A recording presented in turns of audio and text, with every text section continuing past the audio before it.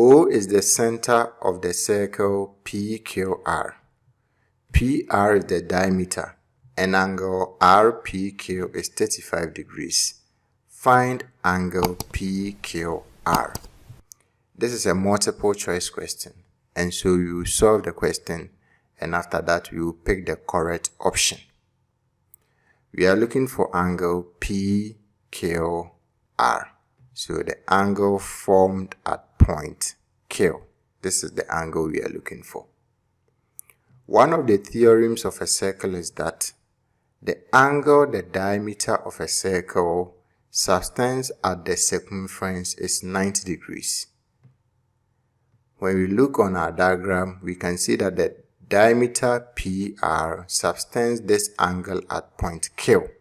The theorem says that this angle is 90 degrees. So the value of the angle here is 90 degrees. And so angle PQR is equal to 90 degrees. When we look through the options, we can see that the correct option is A.